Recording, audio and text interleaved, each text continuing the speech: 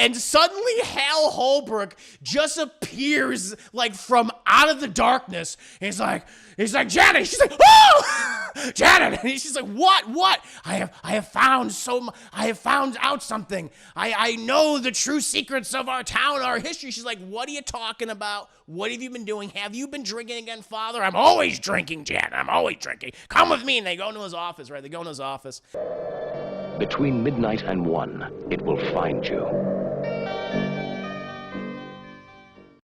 I'm going to go ahead and get into the nitty-gritty details of my review for John Carpenter's 1980 supernatural thriller, The Fog. And for those that don't know, this film has like an all-star cast of 70s and 80s genre icons, chat. I mean, everyone from Adrienne Barbeau, who, has obviously worked with John Carpenter before, was also his partner at one point in their respective careers. You probably best know her for some of her live action roles in obviously the original Escape from New York, chat. She plays really primarily the only female lead in that movie, and she's also in Wes Craven's Swamp Thing. Also pretty cool. She's the voice of Catwoman in the Batman animated series show and the rest of the DCAU. So that was pretty cool. But then you have other people. Of course, you have Jamie Lee Curtis, who previously working with, John Carpenter on Halloween, and continued to star in numerous genre films in the 70s, 80s, and the 90s, and all the way up until now, obviously. You have Tom Atkins, chat, good old schlubby Tom Atkins. No mustache, though, which makes me sad, chat. It's like, Tom Atkins needs to have a mustache. I don't know why they took that off his face, but he's here. He's trying to lead our characters to victory, chat, but, he's got to do it the schlubby Tom Atkins way, right? With a beer in one hand and a cigarette in the other. That's what Tom Atkins does, right? We also have Janet Leigh. Jamie Lee Curtis's mother. She's in the movie as well as a bureaucrat, as a politician. But is she actually a politician that cares? I'll let you know in just a bit. And then we have a whole bunch of other recognizable characters at the time. Buck Flowers in this, chap, playing pretty much a sea hobo. He's in this. Can't understand a fucking word he's saying, chap, but he's in the movie. And we got Hal Holbrook, the late great Hal Holbrook, chap, who just recently passed away. He plays a fucking drunk. I'd say the majority of the characters, I would say 95% of the characters we're introduced to, aside from the children. I'm sure some of those kids were snorting cocaine and drinking beers, on the beach. But the majority of the characters in this movie usually have a beer in their hand or are smoking a cigarette or cigar, consistently. And I love it. It's so 80s shit. Hey man, it's the fucking 80s. All right, unless you're rich, it's not going well for you. We live in a small coastal town that's slowly dying, and we're celebrating the 100-year anniversary. You better believe I'm gonna drink and smoke myself into an early grave. And the thing is about this movie, I have not seen it for quite some time. I originally saw it, at this point, nearly 20 years ago. I saw right around the same time I was watching a lot of John Carpenter movies for the first time, like Halloween and The Thing and Escape from New York, Big Trouble in Little China. I want to say I saw it around I was 12 or 13 years old. And I remember really enjoying it. I thought it's a fun movie. And I'm saying this as someone who's not a ghost supernatural movie guy. It's definitely not my favorite subgenre when it comes to horror films. And John Carpenter himself, he said that he was kind of unsatisfied with the end result of the movie. But it despite mixed reviews at the time, it's gone on to be a cult film. Although it was also a commercial success when it first released. It was made for $1 million back in 1980. It went on to gross over 21 million, so nearly made over 21 million times its original budget. So it was a commercial success, no doubt about it. And then you had a remake in 2005 with Tom Welling. I don't know. listen, I'm not blaming Tom Welling for that movie, but he's like the only person involved in that film that I remember. Since that was back in the day when he's like, hey, I want to just be, known as the guy from Smallville. I want to move away from being Superman, Clark Kent from Smallville. So I'm going to go in the movies. And that killed his career. I remember that movie came out and we never saw him anything again outside of cameo appearances and supporting appearances in other CW shows as Clark Kent, Superman from Smallville. And that's the only thing I remember. But I've always enjoyed this. It is good 1980s genre fare, chat. It gives you everything that you want. Okay, we're introduced to this world with that perfect, just John Carpenter-esque score, where it's that electronic keyboard and the synth, chat. How can you not love that?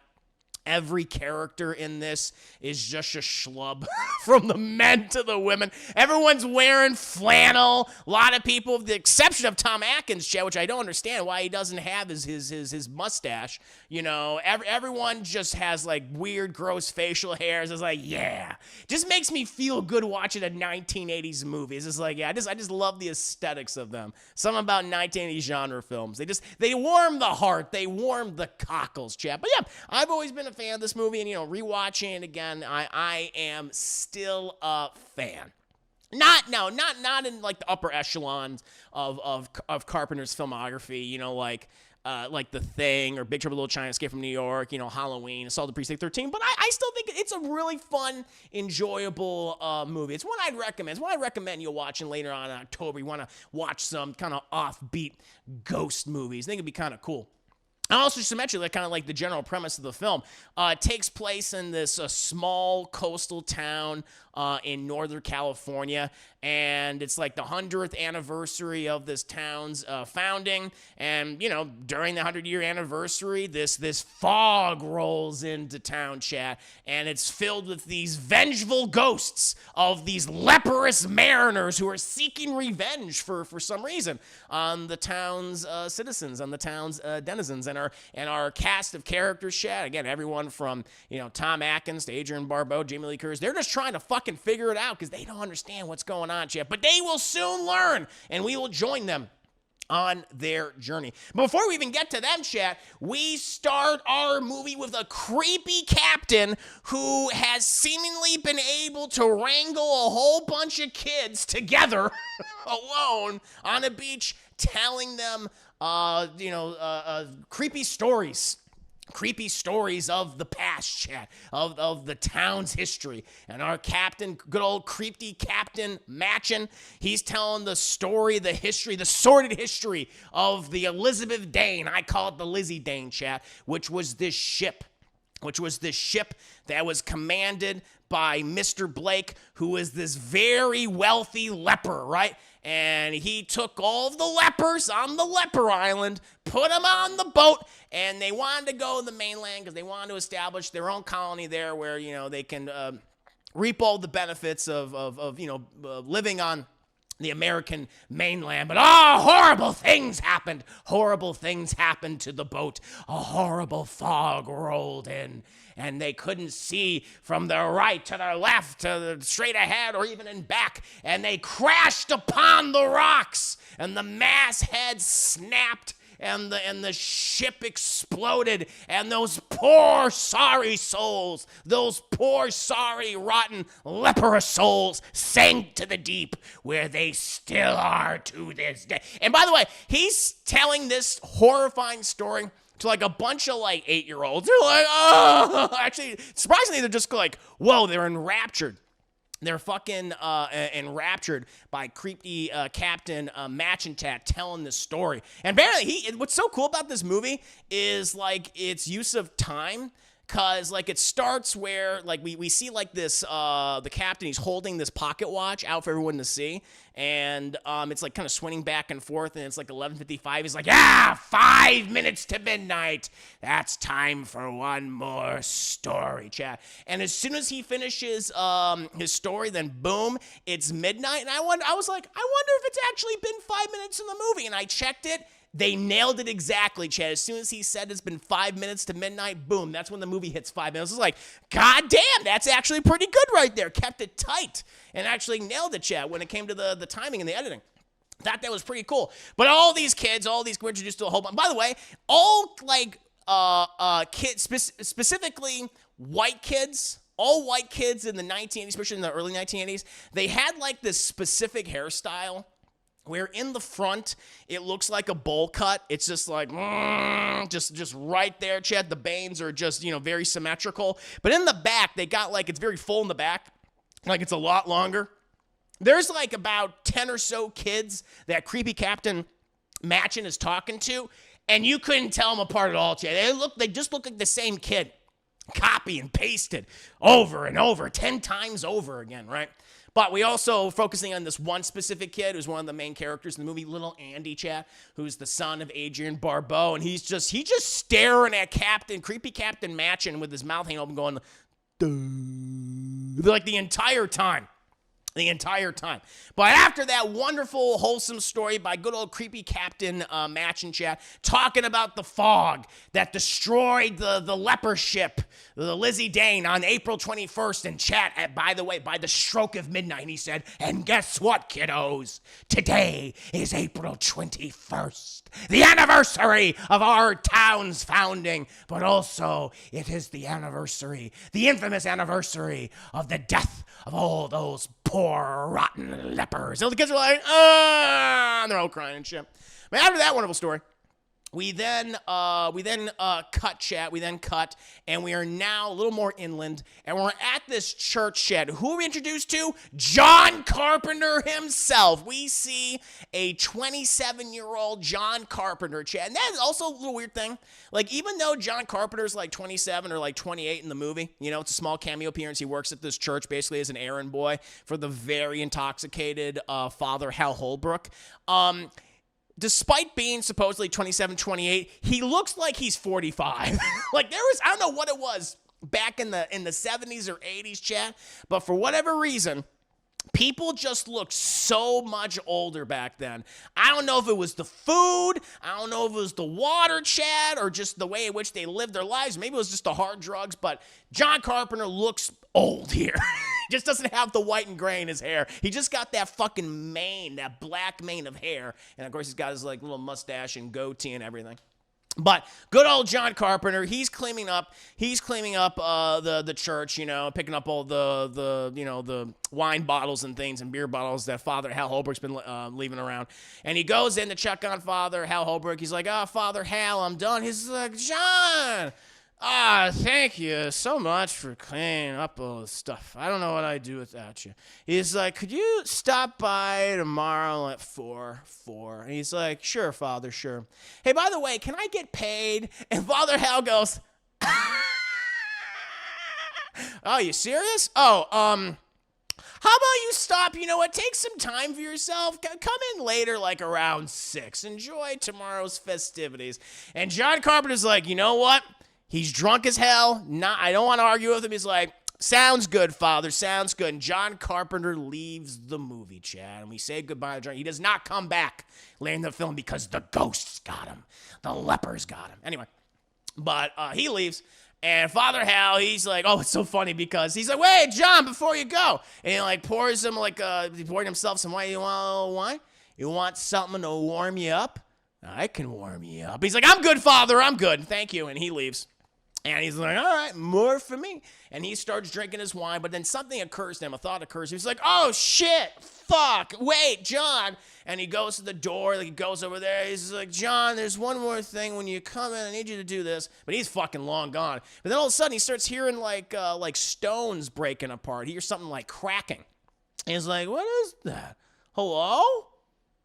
And then, boom, this huge stone falls right at his desk where he was earlier, chat. So if he was still sitting there mere seconds ago, Hal Holbrook's head would have exploded, chat, as soon as the stone made impact. And he's like, oh! He fucking drops his glass of wine, chat. He drops the wine. It's like, oh, God. He should, that's what you should do, Hal. As you do, Father Hal. You shouldn't be indulging in alcohol, all right? You could have died. Anyway, he then waddles back over to his desk and he sees this huge stone. His desk and just caved in the desk too. Shit, it's huge. And then he notices though this one where it fell. He notices where it fell. It was just above him, and he sees something that looks like a book or like a box or something. He goes in there and he takes it out. Which at that point I'm like, I'm gonna leave because I don't know if I want to move this around. This foundation clearly is not fucking safe at all. It is not sound. It's going to fall apart. It's going to kill me. But he's like, he's drunk. He's drunk as a fucking skunk. And he puts his hand in there. He takes out, which pretty much is this horrifying looking book. And it's like, well, there's the Necronomicon, chat. Beat Sam Raimi by a year. But he opens up the book. And inside, it says Father Hal Holbrook Sr. And it's like, oh, it was his grandfather's diary, chat, which is confusing because it's like, but you're a priest. So apparently the Hal Holbrooks, they were stooping everybody that they could despite being priest, chat. But he takes out the book and he reads it. It's from like 1887 or whatever, right?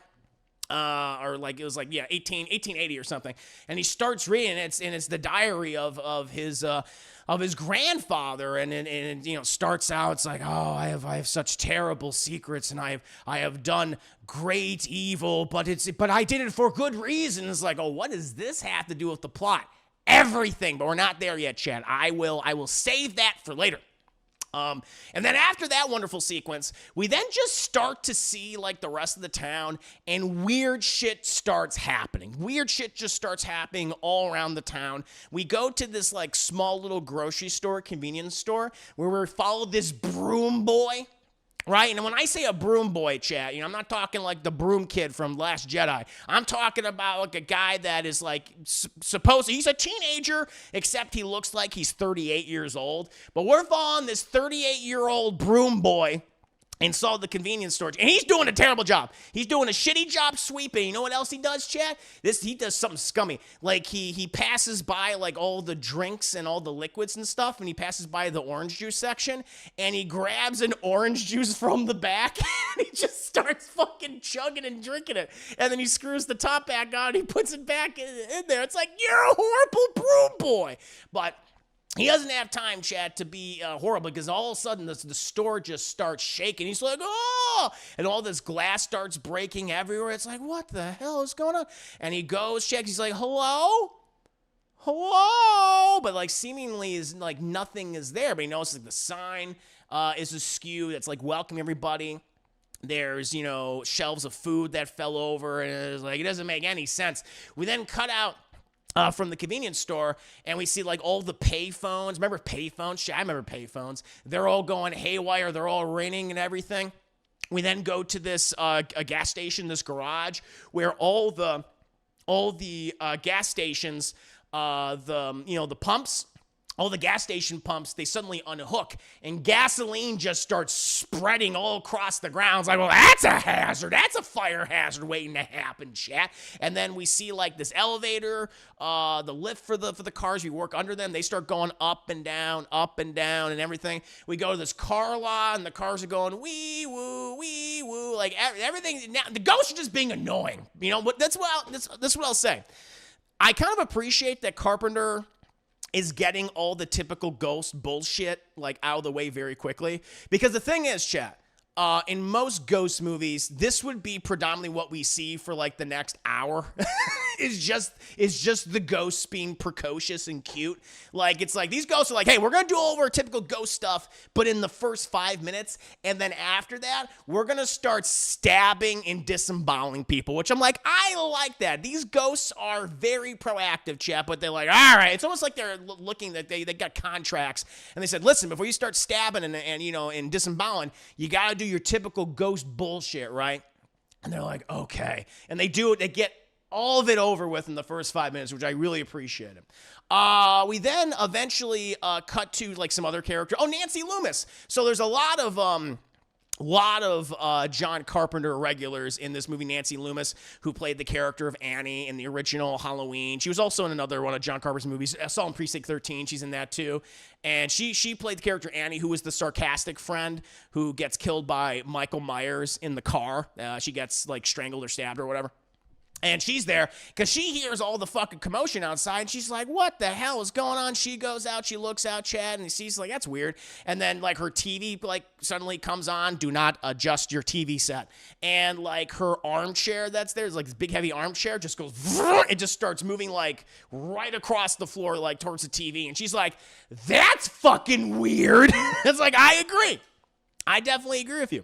And then like during like all these scenes, like all these characters are listening to the radio where we hear the husky tones, Chad, of Adrienne Barbeau. She's just keeping them company, and you know what? She's keeping us company. And Adrienne Barbeau, she is gorgeous. She like gets progressively hotter throughout the entire movie. I mean, she's beautiful, like, in this first scene, but then there are, like, other scenes, like, you could tell that John Carpenter was, like, that was the apple of his eye at the time. Like, there's no doubt about it. Like, especially how he films her. But her voice, which is like, again, you realize like, oh yeah, she's like the perfect voice for Catwoman. She just has that kind of like husky voice, you know. It's the voice of a woman who has spent many years just drinking whiskey and smoking copious amounts of cigarettes, and I love that.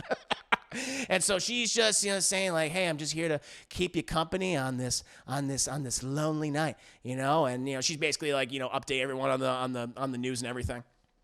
During that time, we then cut to good old Tom Atkins, chat, you know, just driving his truck, looking schlubby as Tom Atkins typically does. But then Chetty notices as he's driving home late at night, you know, now it's like 12:05, which by the way, it's like, it's all in sync. Like, you know, it's because we see on his clock is 12:05, and it's like the exact time that has actually passed in like, you know, the movie itself, which is like really, really cool to me. It's like, oh wow, that's a cool little detail.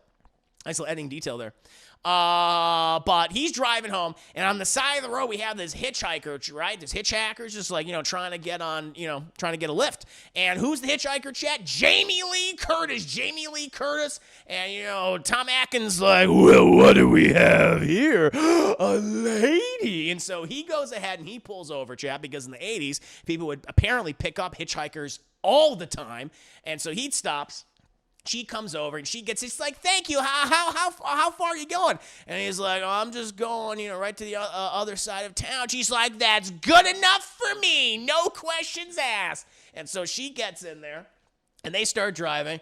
And then Tom Atkins, about missing like a beat, says, hey, do you want a drink? There's still some beer left. And so he's drinking while driving, chat. He's got like, you see in the back, he's got like, you know, 3 beers already down. And she's like, don't mind if I do. And she starts drinking that beer, backwash and all. It's the 80s, chat. No one cares. And she like, you know, she fucking crushes the beer can on her head because that's what Jamie Lee Curtis does. And she fucking looks at Tom Atkins. She's like, listen, are you a weirdo? And he goes, oh yeah, I'm fucking weird. And she's like, oh, thank God, because I've never hitchhiked before. But then she like suddenly contradicts herself, but she's like, I was hitching the other day. And I love this guy. He was a total fucking snooze. He was the most normal guy in the world. I need a weirdo right now. And he's like, well, I fit the bill, honey. I'm the guy for you. And she's like, hey, you want a fucking shtup? And he's like, yeah, I do. It's the 80s. And right before they basically make their commitment to start, you know, stupping chat. Boom! The car windows suddenly start breaking, and the glass explodes, and like, you know, the radio starts freaking out and going, ah! And so he has to like pull over the side of the road. And they're like, oh Jesus, oh God. And she's like, what happened? He's like, I don't know. But you still want to fuck? She's like, hell yeah, I do. And so, you know, they continue off. After that wonderful sequence chat. And, you know, pretty, I mean, really, it's like, they could have just imagined just the windows, but they probably crash into something because they're so drunk at this point. Certainly Tom Atkins. But then after that, we cut back to Adrienne Barbeau, and, you know, she has to, you know, frequently like update like what the weather is. And she gets a call from good old Dan the Man, Dan the Weatherman, chap, played by Charles Cyphers, who you guys have seen before. You might not recognize his name, but he played Sheriff Brackett in the original Halloween, who was Annie's dad, chap. And, good old Dan the man, the weatherman, he's got the hots for Adrienne Barbeau. I mean, who fucking doesn't? I mean, come on. And he's always like flirting with her. It's like, hey, how you doing, sweetheart? How you doing, sweet cheeks? Dan the man, the weatherman's got an update for you. It's getting a little steamy on the horizon. When I mean steamy, I mean you and me. And she's like, ha ha, you're so charming, Dan the man, the weatherman. And she's like, what's up? He's like, well, there's this fog coming in very soon. Just want to give you an update. Want to go ahead and provide the information to you so you can tell all of our lucky sailors out there that they're going to be okay, to watch out so they can be okay. And she's like, well, thank you so much. He's like, hey, how about this? How about, after we're done, I can take you out on the town tomorrow. We can get dinner, get a couple of drinks, and just shtup each other. And she's like, ha ha, you're so charming. Maybe later. And then she goes ahead and she makes the announcement that there's this big old fog bank coming in, Chad, and that all the boats should probably be careful about it.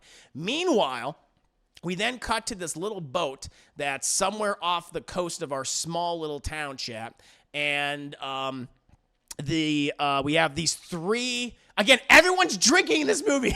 Everyone's drinking or smoking. We have these three heavily intoxicated fishermen who are on the boat, Chad. Two of them are so drunk they're using each other to prop one another up. So not to all the way they can sit up, just kind of propping each other's heads up so they can tip the beer can just enough so it doesn't spill in their faces, right?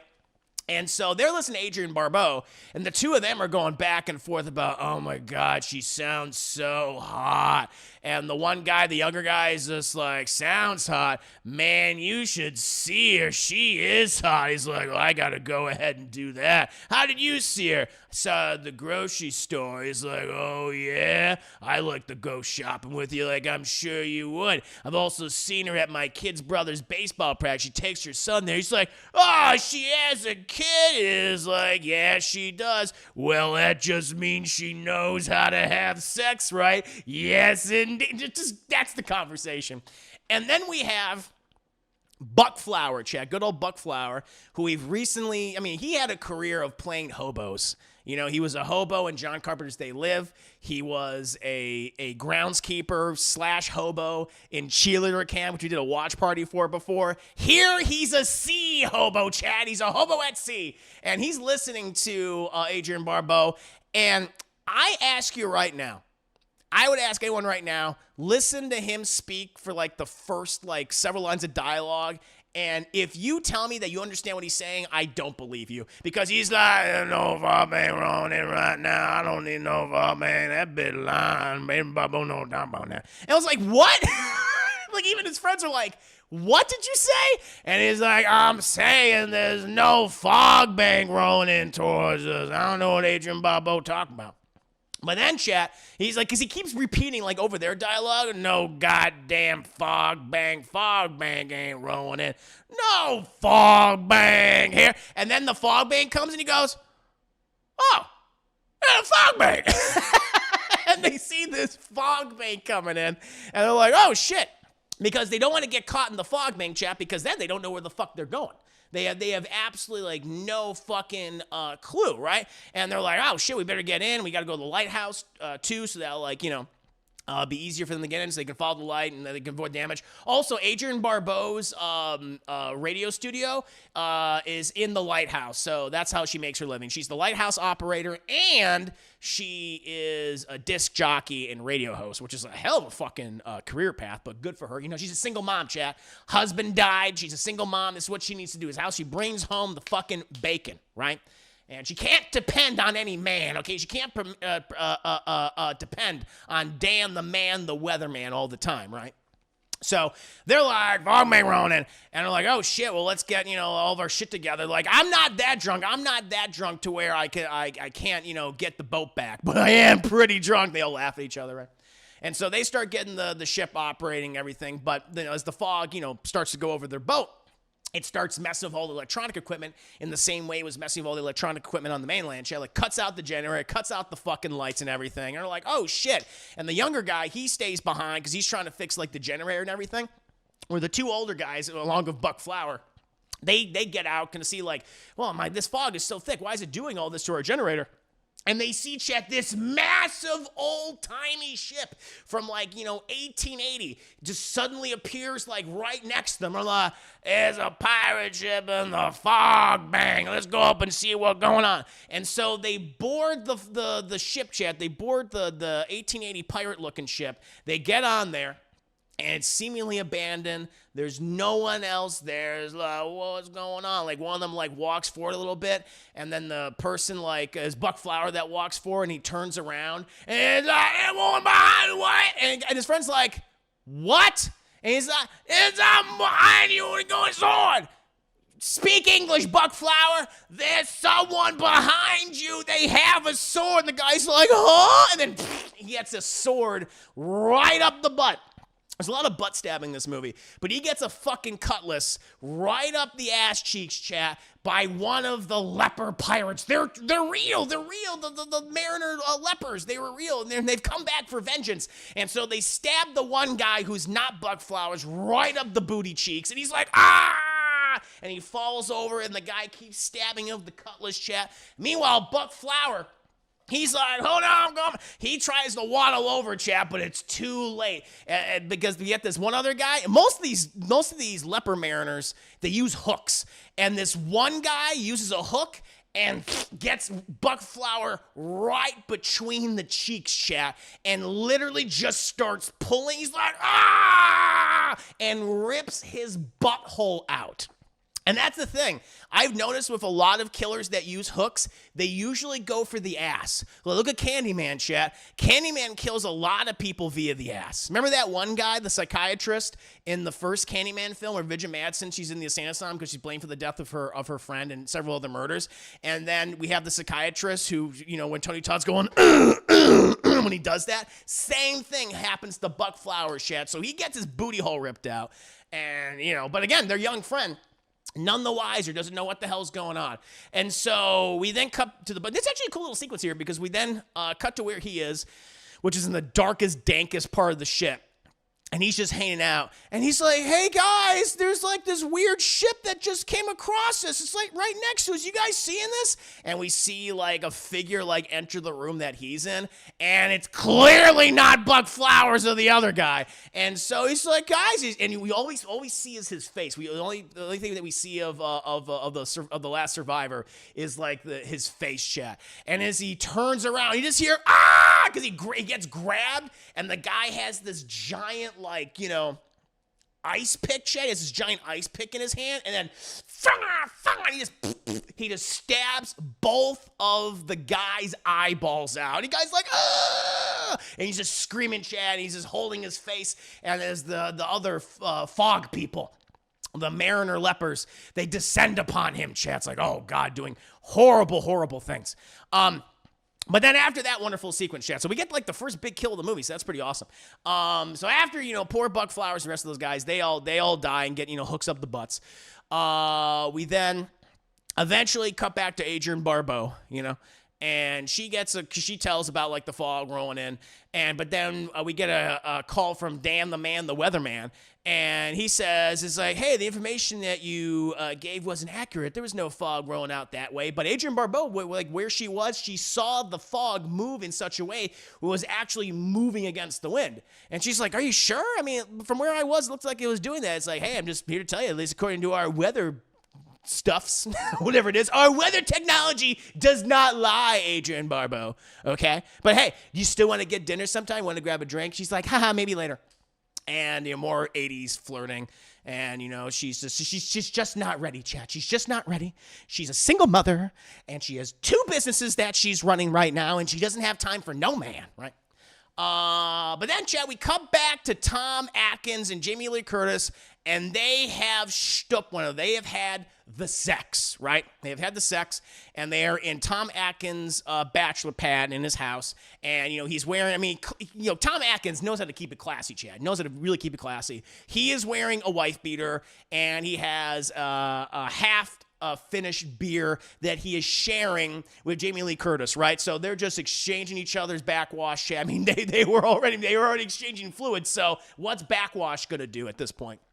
And we learned that Jamie Lee Curtis is an artist who left home, apparently San Diego, and she's been making her way up to California because she wants to go to Vancouver where she can start her art career. And Tom Atkins is like, well, that's cool and everything, but hey, how about we smooch? She's like, okay. And so they start smooching. But then, chat, they start hearing this weird knocking.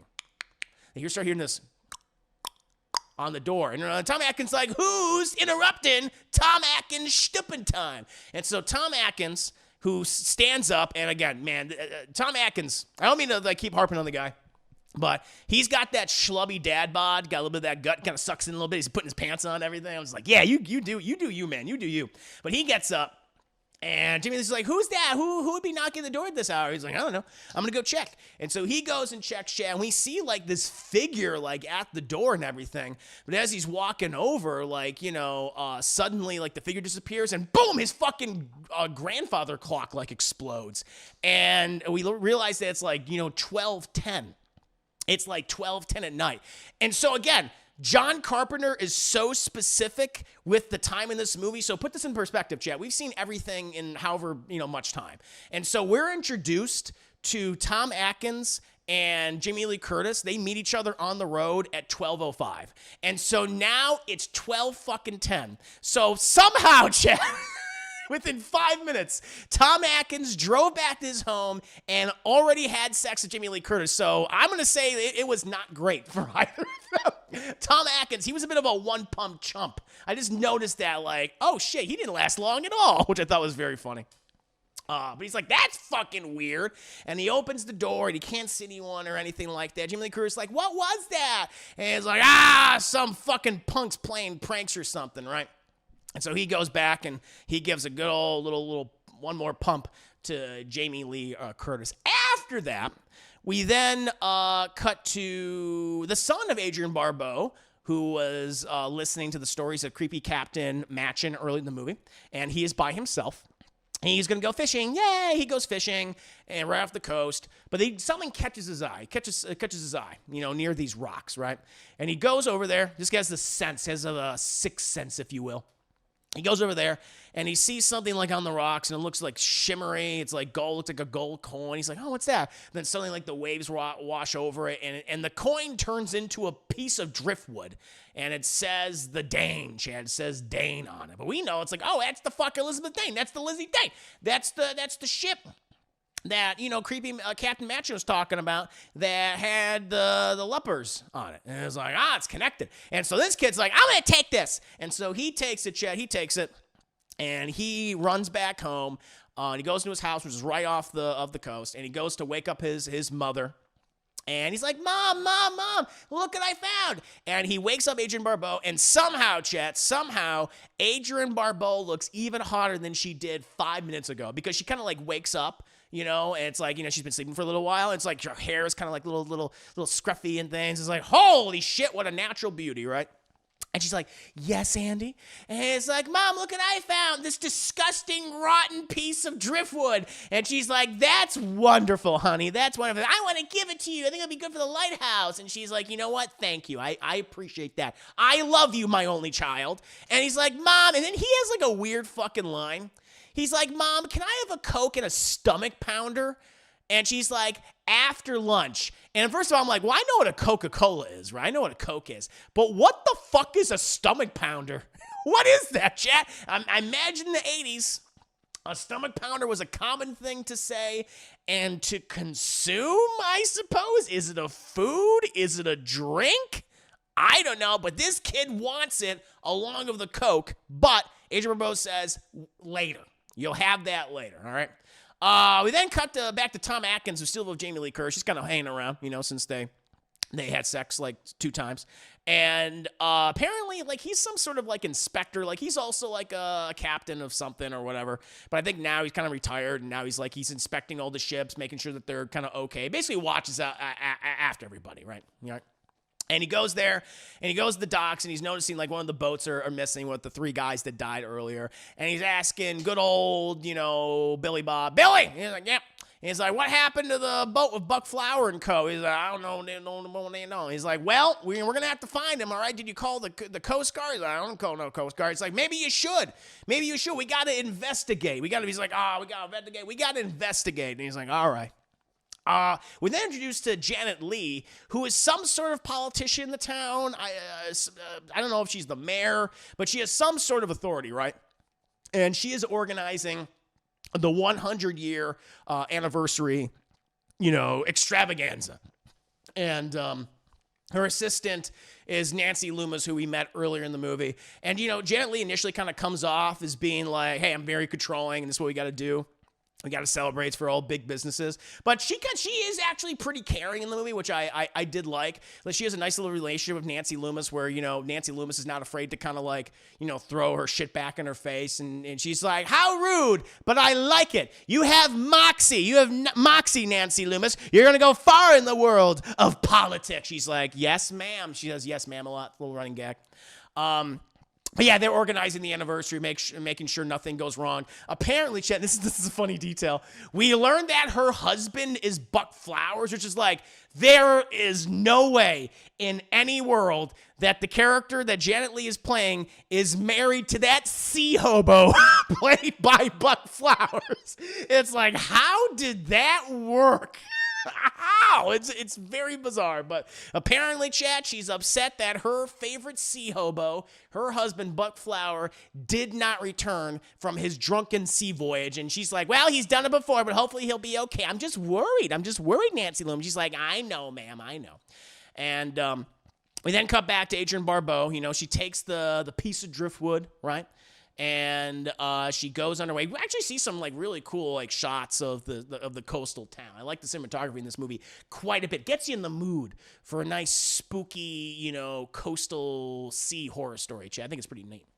Tom Atkins, Jamie Lee Curtis, and the other guy, they get on a boat and they start looking for good old Buck Flowers boat. They find it. They finally find them. They're like, there's the boat. They head towards it, right? They head towards it. Meanwhile, Janet Leigh, she's kind of busy done with the daily activities for the anniversary. They got everything in place. And she's like, well, we got to go ahead and talk to Father, Hal Holbrook, because he's going to be doing a sermon right before they show off the statue that's going up to commemorate the town's 100-year anniversary. And so they start, heading to the church, Chad. And they get in the church. They're knocking. There's no answer. They go inside. They can't fucking find him, Chad. And she's like, it's so funny. Nancy Loomis is like, maybe he drunk himself to death. And she's like, oh, well, hush, don't say that. Don't say that. He would just pickle himself. It's fine. And she's still looking like around. And then she like goes over to like some of the pews, and suddenly Hal Holbrook just appears like from out of the darkness. And he's like, Janet. She's like, oh, Janet. And she's like, what? I have found out something. I know the true secrets of our town, our history. She's like, what are you talking about? What have you been doing? Have you been drinking again, Father? I'm always drinking, Janet. I'm always drinking. Come with me. And they go into his office, right? They go into his office, and he presents them with the Necronomicon-esque diary of his grandfather, right? And it's like, here, it's all in here. It's horrible. And it's like, oh, that's not good. And they're like, well, tell us, because at that point, be like, oh, we're gonna get out of here. You're having like an emotional episode, you have an existential crisis. We're gonna call the paramedics, but they're like, you know what? Let's see what this crazy drunk priest has to say. I'm curious about that. But then we cut back to the boat, where Tom Atkins, Jamie Lee Curtis, and the other guy, they've been looking around. They can't find Buck Flowers or the other old guy. They have like, no one is on board. They notice that like the boat is like super dry, but they see like, the thermometer, like all the equipment's broken. The thermometer reads like 20 degrees, but it doesn't make any sense because it didn't get nearly that cold. like the generator, for whatever reason, is soaked, but nowhere else near the generator is soaked at all. It just doesn't make any sense. And Tom Atkins, he suddenly starts, it reminds me of the story that my dad used to tell me about the history of this town and how it's built on the lies and sin. And Jamie Lee Curtis is like, yeah, that's nice. I think I'm going to go to Vancouver now. But before she can go to Vancouver, Chad, the dead, bloated body of Jimmy, right, who was the young sailor, he just suddenly falls, like he was apparently behind Jamie Lee Curtis the whole time, behind, I don't know, some oars and life jackets and shit. His bloated, seawater-filled body just falls on top of her, and just like all sorts of seawater and algae and fish just cover Jamie Lee. She's like, oh, God! And just covers her chest. Like, holy shit, well, they found one of the other fishermen, Chad, one of the other sailors, right? Eventually, though, after that wonderful scene, we cut back to Father Hal Holbrook, and he tells the story of his grandfather, right? And good old Father Hal, apparently, he set up a meeting with Captain Blake, who is this wealthy man who got leprosy, and he went to this leper colony on this island, right off the coast of where the town is right now. And this guy, he didn't like living there. He didn't like the conditions that the other lepers lived in. And so what he wanted to do was he wanted to create a new commune on the mainland near the town. And, Hal Holbrook's grandfather basically writes, he's like, you know what? Part of my heart wanted to help this poor, sorry son of a bitch. I mean, yes, he was like really gross and disgusting, but he just wanted what's best for his people. But I would be damned if we let these weird, gross lepers anywhere near our community. So, apparently, Hal Holbrook's grandfather enlisted the help of 5 other conspirators, the 5 other wealthiest people in the town, to set up Captain Blake and the other lepers and kill them all. So what they ended up doing was, after, Captain Blake, I'd be like, oh, yeah, man, you're approved. You're totally approved. You can set up your little leper commune, like, right next to our town. No problem. We're going to live, arm in arm, sing Kumbaya. It's going to be great. And the leper's like, oh, that sounds nice. Thank you. Thank you, Father. But what they did is they ended up creating like this huge fire, because that's before the lighthouse was there. And so they're like, oh yeah, what we're gonna do is, because there was this huge fog apparently that was gonna come in. It's like, oh, don't worry about that. We're gonna create a huge bonfire that'll direct you a safe passage, and everything will be fine. And so what they do is they create this huge bonfire, but then it leads them into these massive rocks, Chad. These massive rocks, this horrible terrain, right? And so as the ship gets closer, it, allegedly it crashed in the rocks, destroyed the ship, and Captain Blake and all those poor lepers died and drowned in the water. And what happened was, apparently, according again to the diary, is that they recovered the gold and jewels and money that was going to be used to set up the new town for the lepers in their new community, Chad. It's like, it's horrible. And Father Hal Holbrook is like, our entire town is based on a lie. It's horrible. My father or my grandfather admitted to all of this in this diary. And Janet Leigh's like, listen, that's all, really sad and stuff. But, we got an anniversary that we gotta, do. And it really helps the economy. He's like, don't you understand? This is everything that we've ever lived. We believed this lie. This is the truth. He's like, I know. So, you're not going to come down and do, the sermon, are you? He's like, he starts crying. And she's like, okay. Well, you know what, Father? We're going to send a couple people by, and we're going to help you out. And maybe we'll bring you some alcohol. He's like, alcohol? He's like, yeah. Wouldn't that make you feel better? He's like, well, it would make me feel better. He's like, perfect. We'll stop by in a bit. And so they eventually, leave. Although, Father Hal Holbrook is like, we're doomed. We're all doomed. And he can see saying that there's a curse in the town and everything. We then cut back to Adrienne Barbeau. And Adrienne Barbeau, she gets into her lighthouse / DJ studio. And she puts down the piece of driftwood on like all of her cassette tapes. And she's also listening to another, like, cassette tape and like this cassette tape player. And, she's preparing for, tonight's programming and things and getting all of her records ready. And then suddenly, like, the piece of driftwood starts leaking. It just starts leaking water, like, all over the place, chat. And then the water begins to manipulate the cassette player itself, and it slows it down, and it's like, well, tonight the weather's going to be really bad, and you will all die. And she's like, well, what's going on there? And she looks, and she sees the driftwood leaking. It's like, driftwood's not supposed to leak like that. That's a little odd. And she's like, what the hell? And then suddenly it goes, whoa, it then bursts in the flames. It suddenly just bursts in the flames. She's like, ah! And like, not the cassette player, the driftwood, chat. And so you're getting everything. You're getting all the fucking elements, baby. You're getting fire. You're getting water. Hate to see earth and air. And then she gets out a fire extinguisher, and she puts that fucking thing out. But when she puts it out, Che, it says 6 souls must pay. And she's like, wait, what? 6 souls? But then as soon as she blinks, it just reads again, the good old Lizzie Dane. And she's like, well, that's weird. That's a little odd right there. A little disconcerting. After that, it's like, oh my God, the driftwood almost killed the radio star. Chad's nuts, right? Then she calls Andy because, she feels a little concerned. She also wants to know where he got it. He's like, Andy, where'd you get the driftwood? He's like, I got the driftwood near the rocks near our house, Mama. And she's like, yeah. But, like, where did you get it really? He's like, Mom, I told you. First it was a gold coin and the water, was on it. And then it turned into a piece of driftwood. And she's like, Andy, don't mess. I'm like, not messing with you, Mom. And he's not messing with you. That's what we saw, too. He's not a little liar, Chad. Andy's being honest, right?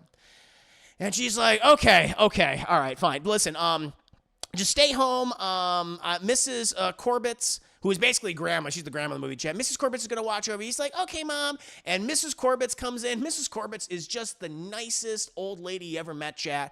She's like, oh, Andy, I look at you, such a strapping lad. It's like, oh, Mrs. Corbett, stop. He's like, no, a growing boy like you needs a proper meal, isn't that right? And then we can watch movies and have fun. She's like, oh, thanks, Mrs. Corbett. It's like, it's the grandma he never had, chat, right? Mrs. Corbett's just the best grandma. And she's like, were you talking to your mother? And he's like, yeah, she wanted to know about this piece of driftwood that I found. It's like, I know you love going outside and exploring, but be careful. You don't want to cut your fingers and you'll get tetanus. And then we'll have to cut off all your limbs. We'll have to do that, Andy. And he's like, ha, okay. And so we then cut from that. And we're back with good old schlubby Tom Atkins and Jamie Lee Curtis. And they're with a doctor who is performing an autopsy on good old Jim Jam's body, chat, his waterlogged body. And basically the doctor's like, hey, Tom Atkins, can I talk to you for a minute? He's like, yeah, sure, man, whatever. It's so funny, though, because you know this is like, a 70s, 80s era movie, because all the guys wear the same fucking outfit, which is usually like a black turtleneck or some other primary color turtleneck.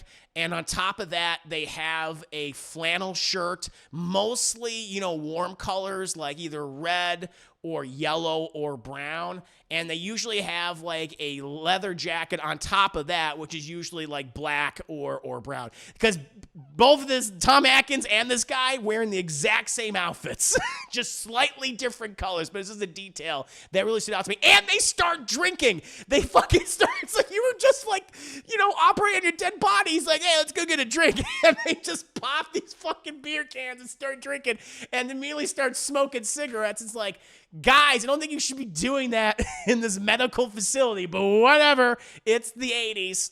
And the doctor explains to Tom Atkins, like, hey, listen, you said that you found him today. And he's like, yeah. And you said that he like only went out yesterday. And he goes, yeah. It's like, well, looking at the decomposition of the body and the wounds to the eyes and how waterlogged he is, based on everything that I'm seeing, it would point to that he's been at least in the water for over a month.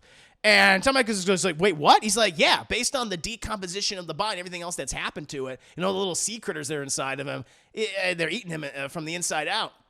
Yeah, he's been in the water for like a month. He's like, doesn't make any sense. And he's like, you know what, Tom? It reminds me of this one thing. Remember a couple of months ago when we had those deep sea diver kids from, one of those liberal colleges come down. They wanted to try to find the sunken treasure from 100 plus years ago. And then, they were only gone for like a day. And their bodies washed up on shore. But they had the same level of decomposition. Weird, huh? Tom Atkins goes, yeah, that is weird. Wonder what Jamie Lee Curtis is doing in the movie. And we cut back to Jamie Lee Curtis, and she's doing nothing. She's doing nothing in the movie, chat. She's just sitting there just like, I just want to go to Vancouver. I just want to draw things, and I should never have stooped schlubby Tom Atkins. But look what you did, Jamie. Now you're here. What are you going to do now? And while she's complaining to herself and crying, the waterlogged body of Jimmy is slowly standing up. Slowly standing up. It takes a while, chap, because he's so bloated. He's got a lot of water weight on him. He's going blub, blub, blub.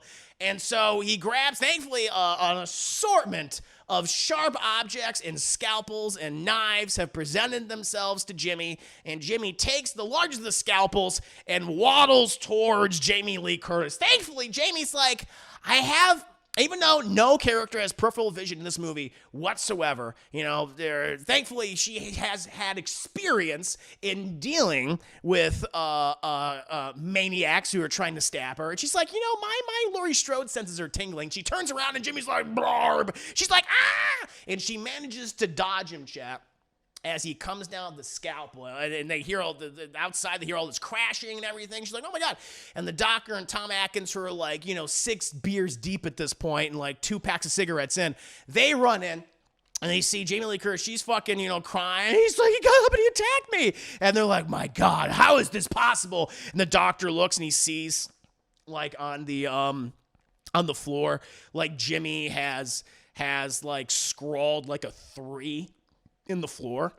And the doctor looks up and he's like, that's weird. And he says, it's not possible. Dun, dun, dun. Like, what the hell is going on, Chad? Like, I certainly don't know. But yeah, waterlogged Jimmy tried to kill her. We then cut to the ceremony. It's later that evening, chat, and we cut to the ceremony of the town, which, by the way, the town's population is about 25 people. It's like, this huge event for the 100-year anniversary of our town, and they have like one little bleacher. And maybe it's like 5 rows of bleachers with about 5 people in each row. Again, a solid 25. It's like, yeah, I guess we're not counting the people who are like at the bar, but it's like you only have like 4 people at the bar. You only have like 4 people. You have the bartender, and you have Tom Atkins, Jamie Lee Curtis, Janet Leigh, and Nancy Loomis. That's everybody. That's the whole town. The town's population is just slightly over 30 plus people, chap.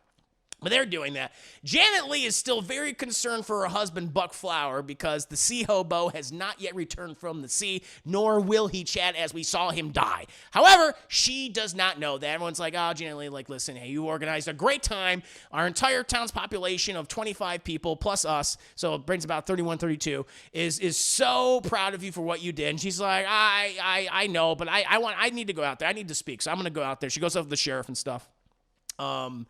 And Tom Atkins there, Jamie Lee Curtis, of course, drinking. They're drinking and smoking.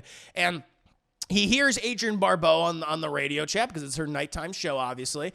And Adrienne Barbeau starts talking about the fog from last night. It's like, hey, be careful of that fog. It's going to probably come back later this evening. And Tom Atkins is like, the fog. And so he goes ahead and he calls Adrienne Barbeau about the fog, like on the radio, after she goes to musical break.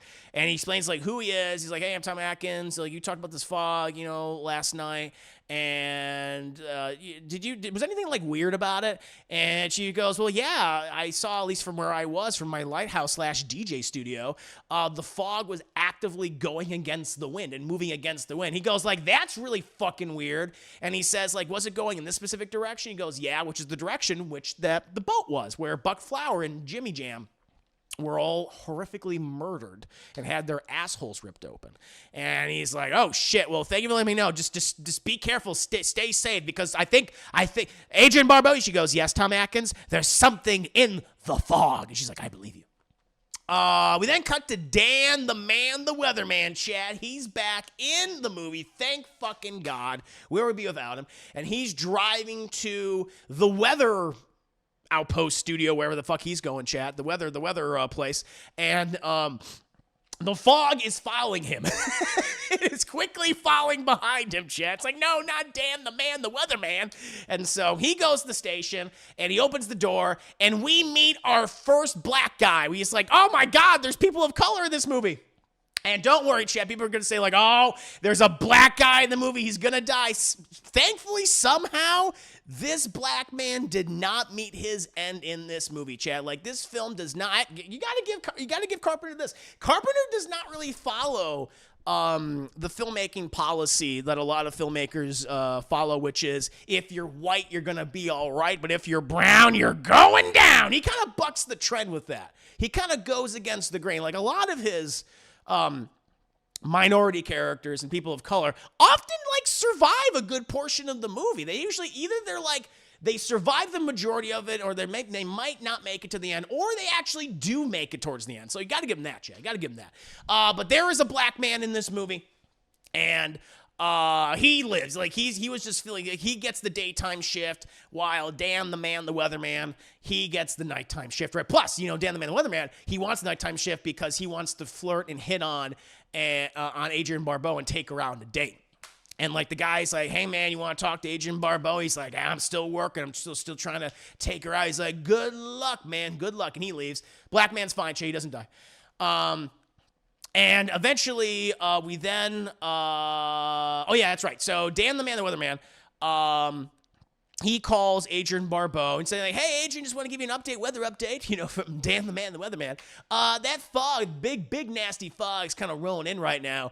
And she's like, whoa, what do you mean? What do you mean the fog's rolling in? He's like, yep, fog's rolling in. And she's like, where is it? It's like, it's going to be like right outside my door in about 5 to 10 minutes, but it'll be coming for you guys soon enough. Just going to give you a little warning. She's like, oh my God. She's like, Dan, the man, the weatherman. It's like, listen, you need to get out of there. He's like, oh, we gonna go on the date now? He's like, really? I thought you just liked us talk. He's like, no, you horny idiot. No, there's something in the fog. It's coming for you. And he's like, Adrienne Barbeau, you're so silly. Oh, you're adorable. Everything's fine. Meanwhile, the fog has just started to completely encircle the weather studio chat. And she's like, you don't understand. There's something in the fog. It's killing people. And he's like, what? Because then all the equipment starts like malfunctioning things. And by the way, she's like, saying all this like live on air. So like certain people are like hearing this are going like, oh my God, what the fuck is this? And what happens is, we hear that knocking, that same like, rapping at the door. And it's like, Adrienne Barbeau, I think there's some kids like shining like a really bright light, and they're not I'm going to go see what they're doing. Of course, it's the 100-year anniversary of the founding of our town. And, based on, everything that's been happening, I'm sure it's fine. I'm sure it's nothing. And so he gets up. He opens the door, and she's like, no, Dan, the man, the weatherman. He opens the door, and he's like, hello? I guess it's nothing. Turns around, and the guy at the hook comes in. Come here, Dan. Plunges it into his neck, chat. It just starts fucking pulling. Starts pulling from the neck until like half his face is off. It's like, oh my God. Face off, chat. Very much. And then we see, chat, sadly, the end of Dan, the man, the weatherman, chat. He just wanted to give Adrienne Barbeau, but he underestimated the fog. And he's pulled in the fog where he is ripped apart by the leper mariners, right? And Adrienne Barbeau's like, holy fucking shit, Dan! Because she also hears him, like, scream and cry out, and she hears, like, the ripping of his flesh and cartilage and bone and muscle and stuff. It's like, ooh, it's grisly. And so she then starts using her DJ skills, right? Wicca. And she starts making an announcement to tell, like, everyone, get the fuck out of the goddamn fog, okay? The fog is killing people, all right? You got to get out of there. And eventually we see the fog like starting to like roll into town, and it starts taking out the infrastructure. It starts dismantling the infrastructure of the town. Like it goes to the generator and completely destroys the main generator, taking out all of the electricity. And it's like, oh shit. We then cut to the anniversary party where the 25 people are, and Janet Leigh was doing the speech, but then all gets cut off, and she's like, oh shit, well, I'm sure the lights will come back on soon. In the meantime, let's go see the statue. Single file, everyone, single file. It's like, we don't have to do fucking single file, Janet Leigh. There's only about 20 people in this town. 5 of the people left already. All right, we're fine. We can go see the fucking statue. But yeah, it just starts targeting all the infrastructure of the town. And Barbeau then gets on the radio because she can't call the phone. The phone also takes out the phone lines. All the phone lines get cut. And so she then just starts using the radio to just warn her son Andy and Mrs. Corbett's about the fog and that there's something in the fog killing someone, chat. We then cut back to Grandma Corbett's and Andy. And they're inside the house. She's been making sandwiches, having a great time, being a great grandma. But then she notices the fog coming in. And her grandma, as we know, Chad, that's when you know you're a fucking great grandma. When your grandma's senses start tingling and you know something up. She knows something up. She's like, we're in a horror movie scenario. Andy, close all the windows, lock all the windows, lock all the doors. Fucking nasty shit's about to happen. She's like, okay, Grandma. And so he goes around the house and she goes around the house. They start closing all the doors, closing all the windows, locking everything, chat, right? And, we hear Adrian Barbeau on the radio. It's like, don't go near the windows and doors. But it's okay, chat. Grandma Corbett's is taking care of it, chat. She's got this shit, right? And so, now the entire fog is just encircling the house. It's super bright, and Grandma Corbett's, good old Graham, she says, Andy, I want you to go in your room right now, and whatever happens, don't open the door. Don't open the door for whatever you may see. He's like, Graham, I'm scared. He's like, I'm scared too. But you must live. And so he goes, okay. And he, as he goes into his room, we see Graham Corbett. She's right next to the door. It's like, no, Graham, no. And these things just pull a fucking Kool-Aid man. Oh, yeah. And they grab her. And they grab Graham. And they start stabbing her, and they rip her apart in the fog, chat. And Andy has no idea what happened. He has no idea the sacrifice of Grandma Corbett's, chat. But she is now one with the lepers, and there's nothing that we can do. The thing is, though, these leopard mariners are like, we ain't satisfied with Grandma Corbett's. We want the kid. We want Andy, right? And so they start fucking taking over the house. They start busting in, and they start smashing in, into his bedroom door. Meanwhile, though, Tom Atkins and Jamie Lee Curtis, they are hearing the radio in their car, and they hear Adrian Barbeau, who is talking about, someone save my son. Save my boy. And they're like, oh, shit. We got to go save Adrian Barbeau's kid. And she gives out all the address information, just anyone who's listening. And they go there, right? And while the leper ghost mariners are breaking into the bedroom door of Andy, Tom Atkins, he's now smashing the outside window of Andy's bedroom. Now the thing is, I'm kind of, it's hard for me to believe that Andy would be like, oh yeah, let me go with the, listen, I guess, his options are limited. But Tom Atkins smashes his, when you have a 45-year-old schlubby, mustacheless, good old, flannel wearing Tom Atkins smashing into your house and yelling at you, come with me. I don't know if I would come with that. I don't know if I would join him, Chad, if I was Andy. But Andy, his fight or flight instincts kicked in. He's like, you know what? Either go with the leper ghost mariners who just killed my Graham, or go with a clearly intoxicated, very schlubby, flannel-wearing Tom Atkins. You know what? I'm just going to go with Tom Atkins. And thankfully, he made the right choice. I don't know which choice I would have made in that time, chat.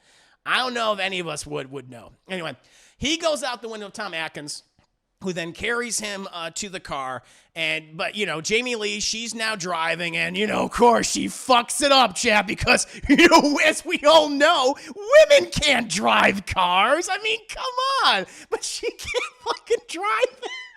When he parks it, she's like, how do cars work? She's going forward and going back and going forward again and going back again. And he's like, God damn it, woman. She's like, I can't do it. And all the ghosts, all the leper mariners, they start descending on the car. They start attacking it and things and throwing their hooks in there. But thankfully, Chad, Tom Atkins, Jamie Lee Curtis, their buttholes don't get ripped out of their tuchuses.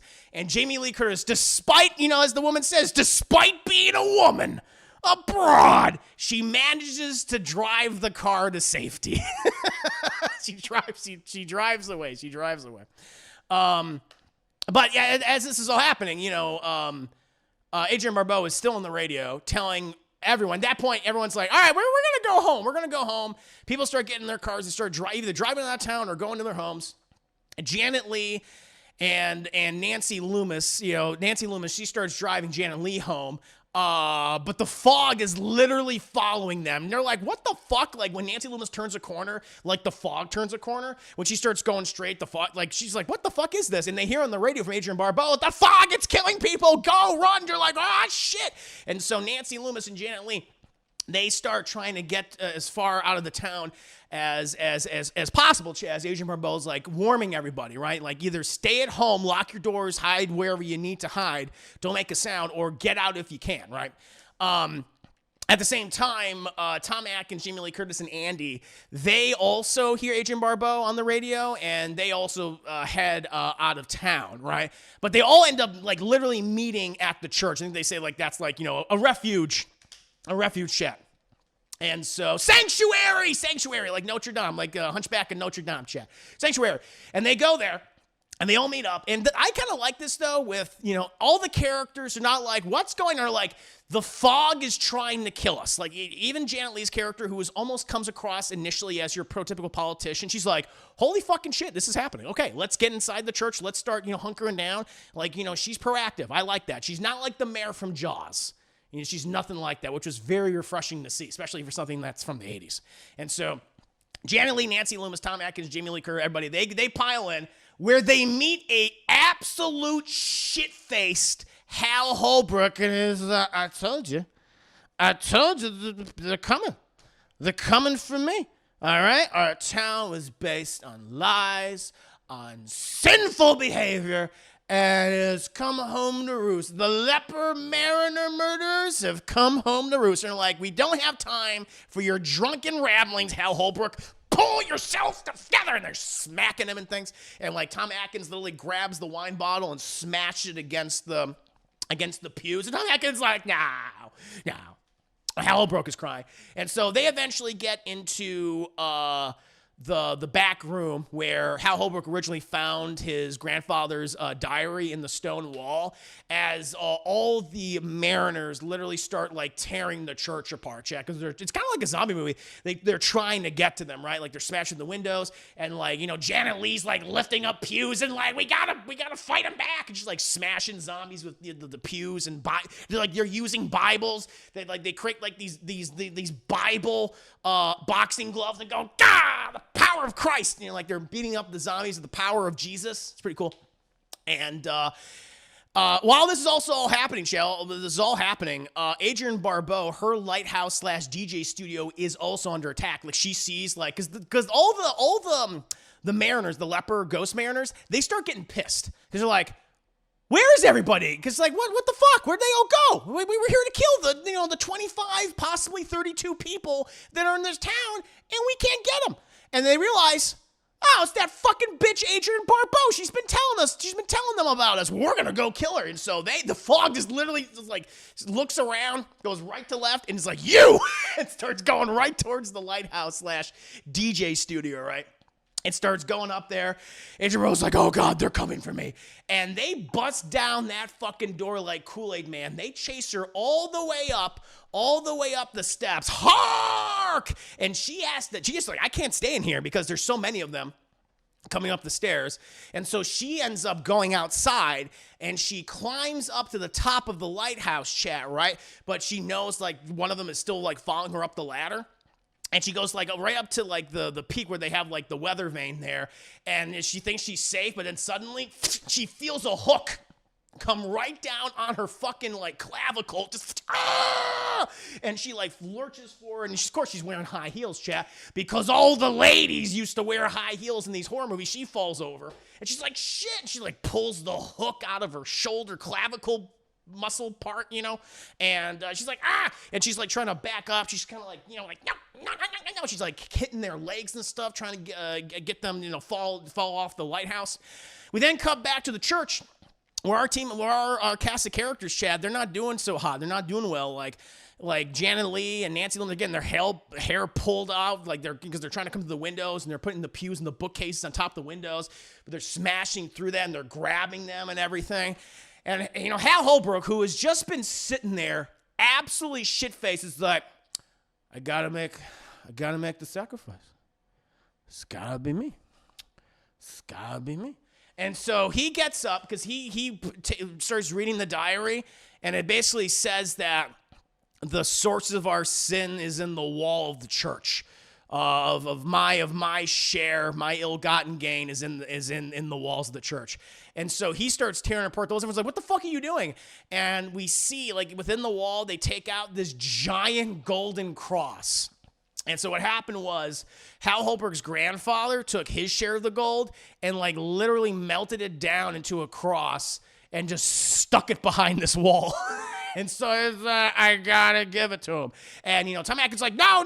But, the girls start getting pulled out of the windows, and he goes over to help them. And so a drunken, shit-faced Hal Holbrook just waddles out of the room, and he's like, Blake! Captain Blake, who's the leader of the ghostly leper mariners. I have your gold, Blake! Take me and your gold! And then Captain Blake, who's the leader, he suddenly like walks out. He slowly shambles over to Hal Holbrook, and he reaches out of his hands, which are all rotting and waterlogged, and he grabs it. He just grabs the cross, and suddenly the cross starts like glowing brightly, almost like it's radioactive, and it's like seemingly like burning the hands of both Hal Holbrook and Captain Blake. And all the ladies and Tom Atkins, the elf and the Andy, they all run out and they see this.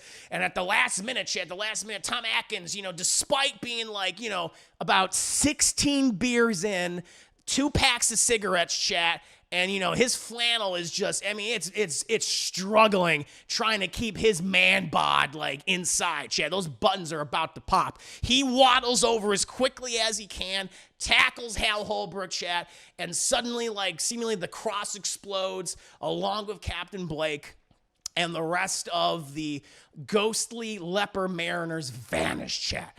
And the fog dissipates and goes back to sea. We cut back to Adrienne Barbeau. She's, was about to like, fuck, I'm just going to jump off the lighthouse. But thankfully, all of the they're gone. And so she climbs down, and then she gets on the radio, and she's like, well, that was fucking nuts. And it's like, listen, I don't know what has happened, but all I know is that our community has survived a horrible incident. And maybe for many years afterward, we will not even begin to understand what transpired. But together we vanquished this foe. And perhaps later on, we can learn to be better people and to set an example for future generations. Like, gives us emotional, empowered speech. And we cut to the other survivors, like, it's crazy that, Janet Leigh, Nancy Loomis, Jamie Lee Curtis, Tom Atkins, Andy, they all survived. They walk out of the church, Hal Holbrook was, like, fucking stumbling. Fucking stumbling out. And then, like, the sun is coming up at that point. But Hal Holbrook is like, but it doesn't make any sense. And he goes back inside the church because he remembers, like the conspirators. Like, there were 6 conspirators, right? And they learned that, like, 5 people have died, right? And there has to be, like, a 6th death in order for, like, the curse to be finally, destroyed, right? And it's like, but 5, but 6, 5, 6. And suddenly, chat, we see, like, the fog appear under, like, a broom closet and starts pouring into the main room of the church. And, like, Hal Holbrook, he looks over his shoulder because he hears something, and then he turns around, and Captain Blake is right there with his massive cutlass. He goes, ah! And he seemingly decapitates poor Father Hal Holbrook, even after his sacrifice, chap. the fog came for him once more. And that, my friends, is my scene by scene breakdown, chat, to John Carpenter's 1980 supernatural thriller, The Fog. I recommend it. It's a very fun movie, perfect for the spoopy shenanigans chat. Not one of my favorite John Carpenter films. Still like Thing and the Big Trouble in China, Escape from New York, etc. Those are definitely upper echelon. But this is good. This is a really fun, entertaining movie, and I recommend it to you. It's very easily obtained. You can easily watch it, chat. Just spend a night in, drink some whiskey, enjoy some Halloween candy, and enjoy a nice, 1980s genre movie. Highly recommend it. And I hope you enjoyed my review. Fine performances across the board. Like, all the actors I thought did a great job. I liked a lot of the production design. Some of the dialogue just absolutely kills me. Some of the pacing, I think, is a little off in the movie. It's not as fast as I would have liked it. But still, there's a lot of good stuff in it. A lot of good stuff that I recommend, chat. So check it out. Naya Brownie Hard Hands. Good to see you, Naya. Chris, the end of the review. Well, chat, looks like I ran out of time. Smell you later, losers. No. I'm gonna still be playing games. Chris, assuming we haven't seen The Fog is crazy. I don't know if have you seen The Fog, Naya? Kareem, bravo, I say thank you. Would you say Carpenter is one of the best American horror? Oh, 100%. Absolutely. No question. John Carpenter, he is the horror, he got the nickname the horror master for a reason. John Carpenter was, I think, severely underappreciated for his time. He was ahead of his time with the stuff that he was doing. Like, a lot of his movies, like, John Carpenter's The Thing, his Thing remake is now considered to be like one of the greatest horror films of all time, one of the greatest movies of all time. When it came out, it was a critical failure along with a commercial failure. People despised it, but now it's like a class. Like, a lot of his movies are like that. I feel like Carpenter would have been even more successful. What he did for the horror genre and its various subgenres is extraordinarily important. And I don't think we've had a lot of the horror films that we have today without him. There's no question about that. But I almost wonder if he was a more recent filmmaker, if he came about during like this period of time, if he'd be more successful. Probably would have been. Because I don't think people appreciate his ideas and what he was doing in the 70s and 80s. But he was just as an important filmmaker as someone like a Steven Spielberg and George Lucas. It's just he just never got the credit that he deserved, which always sticking my craw. But he's a great guy. He's a great horror filmmaker. Absolutely, he is the best American horror director. I would say so. Certainly one of them. He's up there with people like Wes Craven and other people of his time. Yes, bitch, I owned it once. You did? Oh. Well, did you like my review, Naya? Was it fun? I think I did a good job breaking it down. If The Fog and the Mist got into a bar fight, which would win? Oh, shit. I think you got to give it to The Mist. The Mist got all those monsters. Mist would have it. Just think it's John Carpenter instead of back in the 70s that started in the 2010. The amount of product he would wrap for at least and the quality would be insane. It would be. Yeah, I think so. Because so many films like nowadays are clearly inspired by John Carpenter's movies. There's no question. Oh, this in the music. Oh yeah, his music in this. His music in The Fog is exceptional. Hey, if you love his keyboard stuff, you love his synth stuff, then you will love his score for The Fog. And it starts out that way. It's like, hell fucking yeah. It's great. It's great. I think that's let's see here. I think that's mainly because the genre he usually worked in was always looked down upon. I think so. I think you're right. It was looked down upon then. By also his contemporaries too, which is really shitty. But you're right. Blake was played by Rob Bottin. Oh, yeah. Yep, award-winning special effects artist for The Fog, The Thing, RoboCop, Total Recall, and other films. Yeah, guy did a lot of well, Game of Thrones, nice. I don't know, he's busy buying concert tickets. Who you seeing? What music group you seeing, Naya? Austin, good to have you here. Hey, Mr. Evan, hope you're well. I came right when you started the review. Oh, nice. Good. Yeah, I'm sorry if I missed anyone before. Usually when I'm doing my reviews, I'm just focused on that. But let me go ahead and check out if anyone was subbing or donating.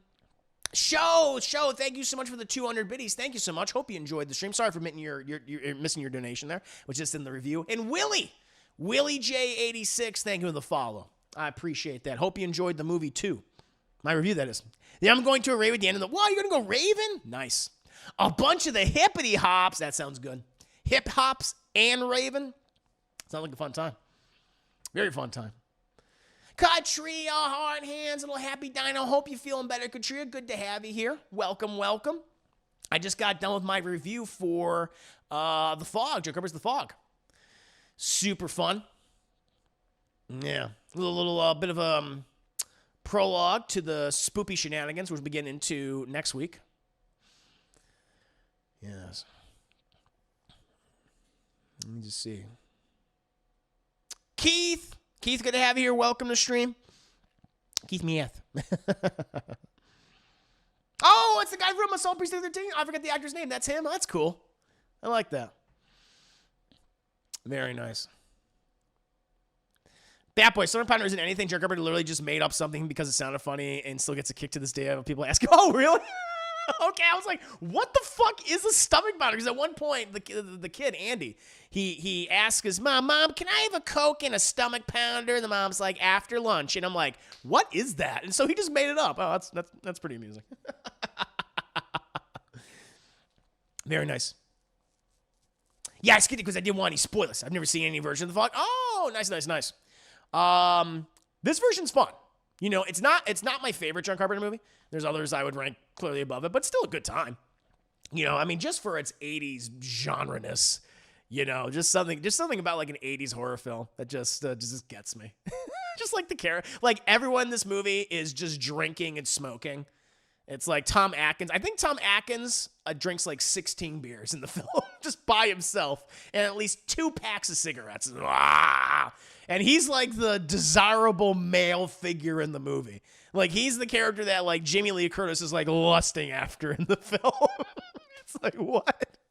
Oh, him wearing his brown, he's wearing a black, I love it, Jay. His outfit is a black turtleneck, make himself look thinner. A brown, yellow flannel shirt, and on top of that, he has a black leather jacket. It is a hell of a combination. Oh, the remake's terrible. I've seen the remake before. It is awful. It takes out all the fun of the 80s film. It takes out all the personality. It's just yeah, I talked about it because I also did audio commentary for The Fog. And the audio version should be up right now. The video version will be up either later this evening or after tonight's or tomorrow morning. I think it'll be up. It should be up after my stream.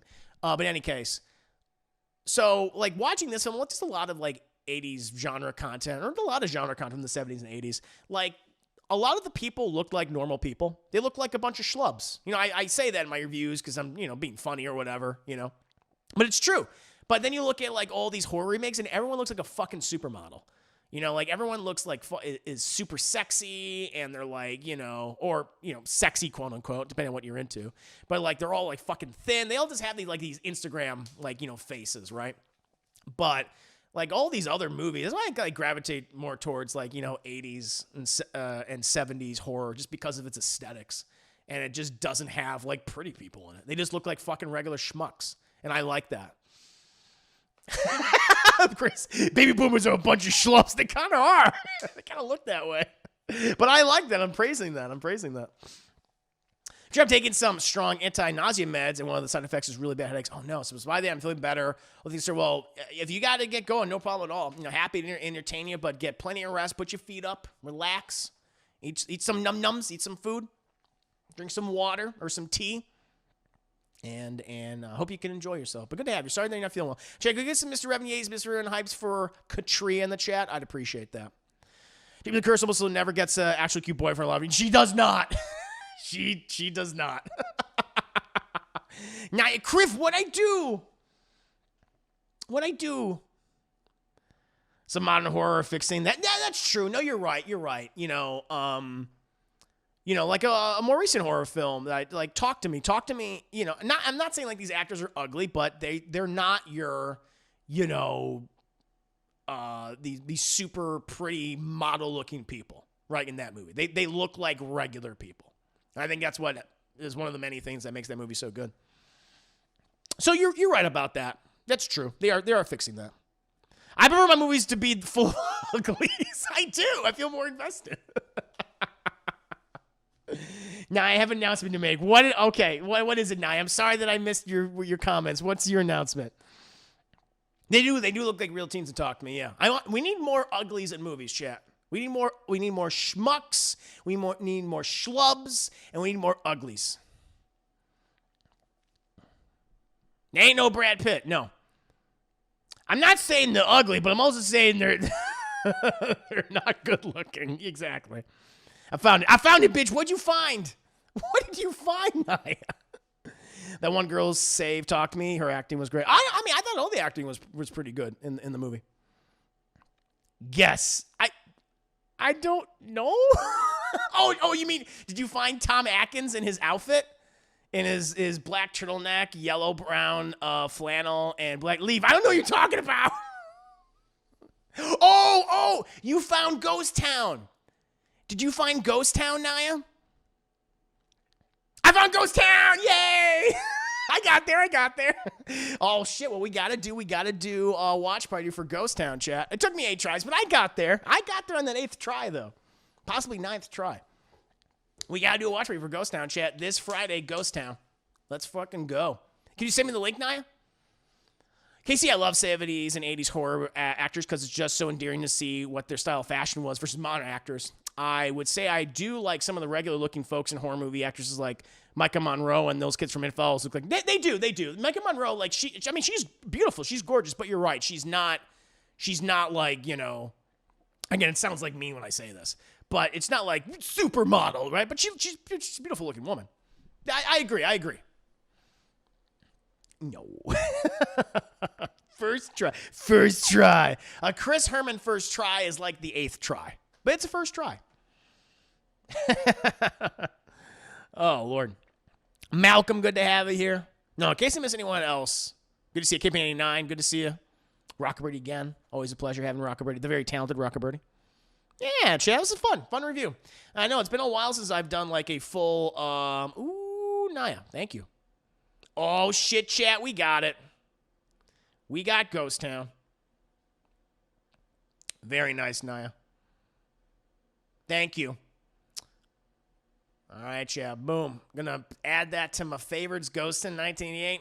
We'll definitely do that as a watch party this upcoming Friday, along with probably another movie too. It'll be fun. Very good. I know. I got more than 14 pages. What I'm gonna do is I'm gonna also take a look at all the horror films that I owe, because I already have a idea of some of the horror movies I'm gonna be doing for a review. Like I'm gonna be doing the Halloween Thorn trilogy, the week of Halloween. I'm gonna do a week of Universal monster movie classics. So, because I've done a lot so far. I've done Dracula. I've done 2 Frankensteins. I've done the Wolfman. I've done Invisible Man. I've done Creature from the Black Lagoon. I think, like, this year, I'm going to do some ones I got to do The Mummy. I still have to do The Mummy, the original Boris Karloff Mummy. I'll do that one. Along with possibly, like, one of the other sequels. I might do The Daughter of Dracula, which I have never seen before. And I've done a re-review for Saw. I've done a redo for Saw. It should be, it might be up there already, but if not, then it will be. But I've done a redo. Cabin in the Woods I have to redo. But I did redo Saw. Oh, was that a commentary? Or maybe it was. Maybe you're right. I have to do those one day.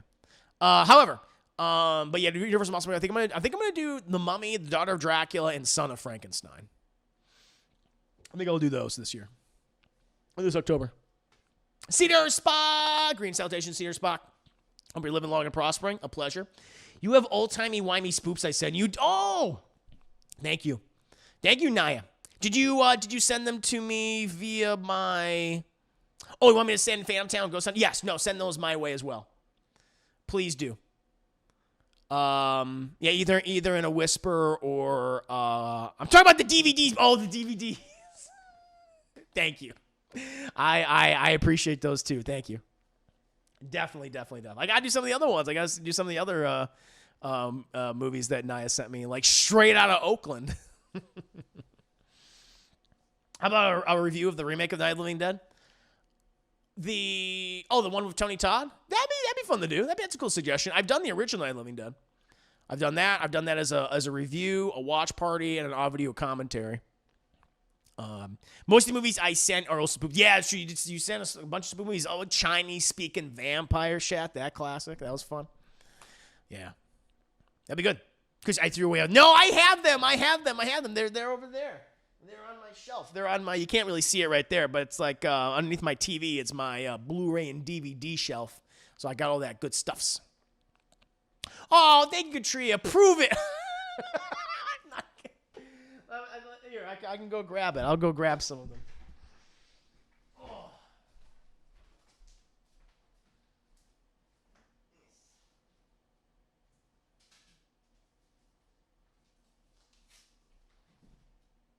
See, I still got some. I gotta watch some of them though. Like I got Unsafe. I still have Chinese speaking vampires. I still got that one. That's right there. I got Unsafe. I got Straight. Ooh, I got Straight out of Oakland and Straight out of Oakland 2. I got those. Oh yeah. And I got this one, the collection. This I sent me this, the Screaming Skull collection, which includes the Screaming Skull, the Mad Monster, Tormented, Scared to Death, Animage Vampire, and more. So I got a lot of cool stuff. Oh, I got also the Loved Ones. I got which I've heard this movie's actually pretty good. The Loved Ones, which is like this crazy like teenage girl who wants to go to prom, but she kidnaps her boyfriend. I heard this one's pretty cool. So yeah, no, seriously, thank you so. Unsane. Did I say insane? Unsane. So I still gotta watch some of those. But I did do Chinese speaking vampires, which was a treat. And that movie is also free on a whole bunch of platforms too. I said unsafe. I can't remember what I said. I see a lot of things here. So thank you so much. Now, ungrateful schlub. I am a schlub, but I'm grateful. I'm a grateful schlub. Did I have reviewed Steak? No, I don't think so. I've talked about it though in depth, but I've never done a review for that. Could be fun. Yeah, so what I have planned so far is definitely doing the Thorn trilogy. Definitely probably going to do some classic Universal monster movies. Mummy. I'm going to do Mummy, Daughter of Dracula, and Son of Frankenstein. So I'll do all the siblings. So I'll do all those. And after that, then I'll look at my other list and see what I can possibly do. Do like themed weeks. I think that could be really fun. So I think I'll do, since I got my slashers covered with Michael there. I don't know, maybe I'll do some Friday the 13th movies. We'll see. I'll keep in the loop. Maybe I can do like a vampire week. I can do like Stakeland and maybe some other vampire movies. That'd be fun. I can do have I done Bram Stoker's Dracula? I don't remember if I have done it. I think so. I can't recall. I got too much stuff going on, chat. But good suggestions. Show, thank you for another 200 biddies. I appreciate that. I have done Bride of Frankenstein, yes. I have done Bride. I've done the OG Frankenstein, and I've done Bride of Frankenstein. But I've not done Son, which I've only seen parts of. I've never seen all of it, so that'll be actually a fun one to do.